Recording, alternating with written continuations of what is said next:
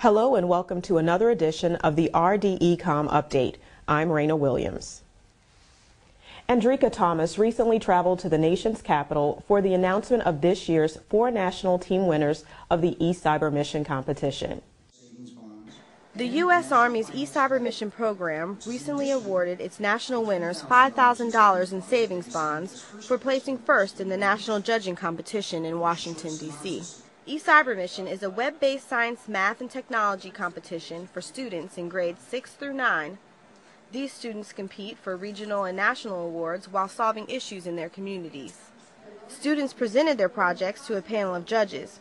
This year's winners were the CFL Quad Cyclers from Iowa, the Sunbusters from Texas, the SBS Bots from Florida, and the Snacks for Education team from Indiana. The Army aims to encourage students to take an interest in the math and sciences through outreach events like eCyber Mission. For RDECOM Update, this is Andrika Thomas.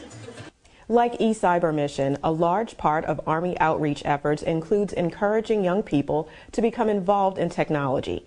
Andrika Thomas shares another event that highlights this commitment. The U.S. Army Research Development and Engineering Command participated in the 2008 Technology Student Association Conference. The conference provides a venue for its members to compete in more than 60 competitive events based on principles and concepts learned through projects during the school year in science, technology, engineering, and mathematics. Hundreds of students from around the country gathered to compete in Orlando, where they exhibited their technology and medical invention projects. RDECOM held a special interest session where Dr. Michael Doyle, eCyber Mission Director, spoke about the many Army opportunities for students interested in technology. It's real important that we are creating future generations that are literate in science, math, and technology, because that's fundamental to our way of life. At the TSA Education Fair, RDECOM representatives exhibited night vision goggles, the PackBot, and flexible display screens for the students to learn about. Students also interacted with the simulation technology named Sergeant Blackwell and video gaming system America's Army. This has been Andrika Thomas for RDECOM Update. Now, let's check out 2 reports from AMRDEC. Here's Mary Ottman. With all the different unmanned systems that are beginning to make their way onto the battlefield, coupled with the Army's need to reduce logistical and training problems with unmanned systems, there is an increasing need for Common Handheld Controller. The Dismounted Common Handheld Controller project works hard to meet this new requirement. Brooks Lombardi from the Software Engineering Directorate tells about some of the benefits of having a common handheld controller. Common controllers, common user interfaces from different platforms reduces training time, and from a logistics standpoint, it reduces the total number of systems you have to support. The Dismounted Common Handheld Controller program is using 3 controllers. The Everest VIT, the Sony PlayStation Portable, both are commercial off-the-shelf products, and the Raven B controller. Each of these controllers can operate a Gladiator, a Matilda, a Talon, a robotic ATV, and a robotic Humvee. The Software Engineering Directorate, the engineers and developers of the Robotics Lab and America's Army were hosts to a robotics team visiting from George Westinghouse High School of Brooklyn, New York. These students and their teachers were given some hands-on demonstrations and shown how the AMRDEC is playing a vital role in helping save the lives of our soldiers through improved training and unmanned systems. The students, calling themselves the G-House Pirates Robotic Team, has competed in the For Inspiration of Science and Technology, or FIRST, robotics competition since 2000. FIRST is a non-profit organization that aims to generate and encourage an interest in engineering through robotics programs.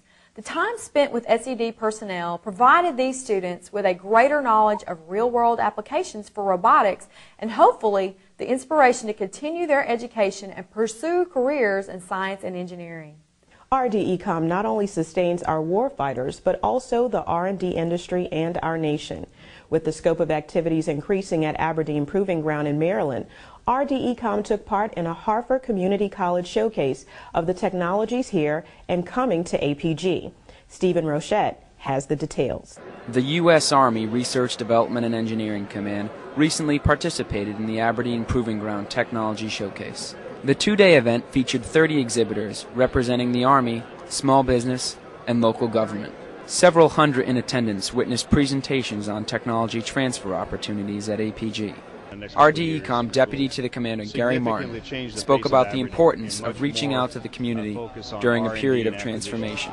And this brings that entire community, folks who are currently here at Aberdeen, those who are coming together to express what these changes are, what the new business opportunities are going to be, and give folks who are coming down an opportunity to see what the environment in the local community is like. RDECOM elements at APG and Fort Monmouth showcase several technologies, including the ToughBot, conceptual animations, and Army power innovations.